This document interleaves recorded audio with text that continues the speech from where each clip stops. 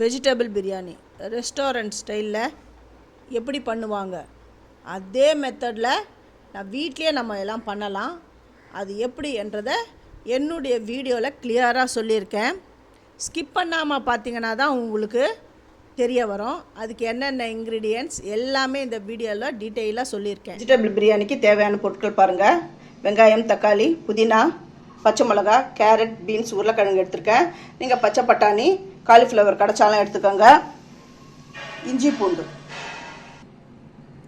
இந்த அழகால ஒரு அழகு தானே அரிசி எடுத்திருக்கேன். பாசுமதி அரிசி எடுத்திருக்கேன். இதை நல்லா வாஷ் பண்ணிவிட்டு ஒரு 10 நிமிஷத்துக்கு ஊற விடணும். காயெல்லாம் வெட்ட போகிறேன். அது வரையும் இது ஊறினா போதும். காய்கறி எல்லாத்தையும் கட் பண்ணி வச்சுட்டேன். வெங்காயத்தை இந்த நீளமாக கட் பண்ணிக்கணும். புதினாவை கட் பண்ணி வாஷ் பண்ணுறதுக்கு இந்த தண்ணியில் போட்டு வச்சுருக்கிறேன். இஞ்சி பூண்டு எடுத்திருக்கேன். ஏலக்காய், கிராம்பு, பட்டை இதை போட்டு இஞ்சி பூண்டு பேஸ்ட்டு அரைச்சி எடுத்துன்னு வரேன். பிரிந்தி வெஜிடபிள் பிரியாணி அது தாளிக்கிறதுக்கு தேவையான பொருட்கள் எடுத்துக்கிறேன். இலை எடுத்துக்கிறேன். ஒரு ஏலக்காய், இது அன்னாசிப்பூ, இது கல்பாசி, அப்புறம் 2 கிராம்பு, இது ஜாவித்ரி கொஞ்சமாக எடுத்துக்கிறேன். ரொம்ப எடுத்தால் அந்த ஸ்மெல்லு ரொம்ப அதிகமாக இருக்கும். இந்த ஜாவித்ரி கொஞ்சம் எடுத்துக்கிறேன். அப்புறம் பட்டை கொஞ்சம் எடுத்துக்கிறேன். கொஞ்சமாக கட் பண்ணி இந்த பட்டை எடுத்துக்கிறேன். அப்புறம் இந்த மராட்டி மொக்கு ஒன்று எடுத்துக்கிறேன்.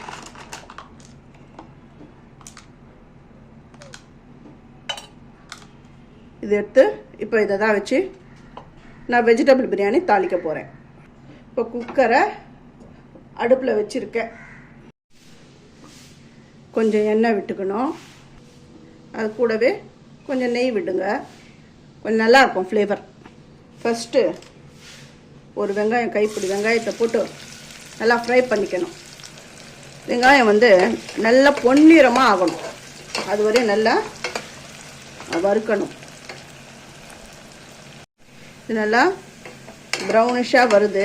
இன்னும் கொஞ்சம் அது வறுபடணும். வறுபட்டுடுது. இதை தனியாக நான் எடுத்து வச்சிடுறேன். இந்த வெங்காயத்தை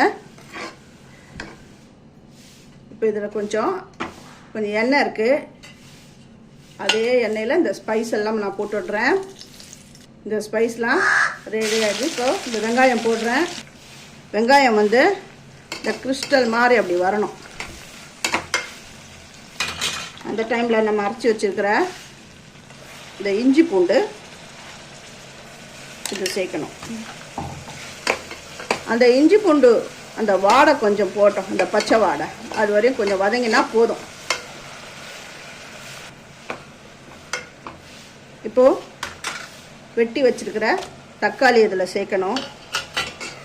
தக்காளி ரொம்ப ஜூஸியாக வரணும், தோல்லாம் பிரிஞ்சு வரணும் அப்படிலாம் கிடையாது.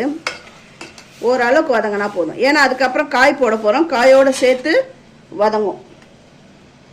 பச்சை மிளகா, இதுக்கப்புறம் வெட்டி வச்சுக்கிற அந்த காயெல்லாம் இதில் சேர்த்துடுறேன்.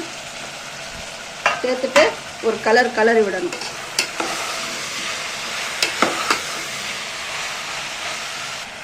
புதினா ஒரு கைப்பிடி போடுறேன். எல்லாத்தையும் கலந்து விடணும்.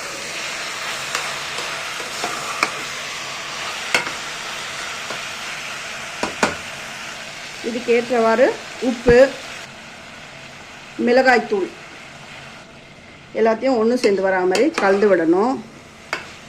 என்ன மிளகாய்த்தூள் போடணுன்னா, நான் தனி மிளகாய்த்தூள்லாம் போடலை. நான் அரைச்சி வச்சுருந்த இந்த சாம்பார் பொடி தான் நான் இதில் போடுறேன். எல்லாமே சேர்ந்து இந்த கலந்து வந்துடுது. இப்போ இதுக்கு தேவையான தண்ணி விடணும். எந்த அழாக்கில் நான் அரிசி எடுத்தனோ அந்த அழாக்கில் தண்ணி விடுறேன். 1 விட்டுட்டேன். 2. ஏன்னா காயெலாம் நம்ம போட்டிருக்கோம். அந்த காய் வேகிறதுக்கு இந்த தண்ணி வேணும். இது கொதி வரட்டும். இந்த டைமில் உப்பு, காரம் அதெல்லாம் பார்த்துக்கோங்க. இது கொதி வரட்டும். இந்த பாருங்க தண்ணி நல்லா கொதிக்குது. இந்த டைமில் கழுவி வச்சுட்டு இருந்தேன் இந்த அரிசி இதில் நான் சேர்த்துட்றேன். தண்ணிலாம் நல்லா இருத்துட்டு தான் சேர்க்குறேன். அரிசியெல்லாம் நல்லா கலந்துட்டேன். ரொம்ப போட்டு கலந்துக்கிட்டே இருந்தீங்கன்னு வச்சுக்கோங்களேன், உடஞ்சிடும். அதனால் இப்படி இருக்கட்டும். இப்போ மூடி போட வேணாம், சும்மா லேசாக ஒரு தட்டு ஒன்று போட்டு மூடினாலுமே போதும். இந்த அளவுக்கு வெந்து வரணும். இந்த டைமில் மூடி போடுங்க.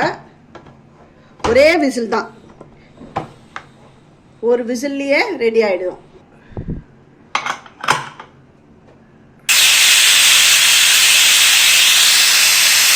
இந்த ஒரு விசில் வந்த உடனே ஸ்டவ் ஆஃப் பண்ணிவிட்டு இதை இறக்கி கீழே வச்சிடணும். இது ப்ரெஷர் போனதுக்கப்புறம் இதை ஓப்பன் பண்ணணும். ப்ரெஷர் போயிடுது பாருங்கள்.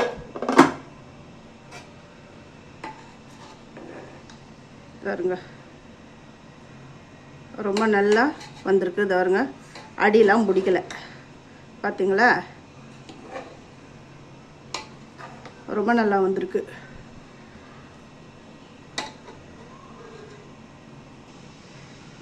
ரொம்ப நல்லா பர்ஃபெக்டாக வந்திருக்கு. இந்த ஃப்ரை பண்ணி வச்சுருக்கிற அந்த ஆனியனை இதுக்கு மேலே அப்படி போடுங்க. நல்லா ரெஸ்டாரண்ட்டு அந்த டேஸ்ட்டில் அவ்வளோ அட்டகாசமாக இருக்கும். ஃபஸ்ட்டு என்னுடைய வீடியோவை பார்க்குறவங்க சப்ஸ்கிரைப் பண்ணலைன்னா சப்ஸ்கிரைப் பண்ணுங்கள். ஆல் அண்ட் ஆப்ஷன் தொடுங்க. அப்போ தான் நான் போடுற ஒரு வீடியோவுடைய நோட்டிஃபிகேஷனும் உங்களுக்கு காட்டும், உங்களுக்கும் யூஸ்ஃபுல்லாக இருக்கும். இந்த வீடியோவை பார்த்துட்டு லைக் பண்ணுங்கள், ஹைப் கொடுங்க. தேங்க்யூ.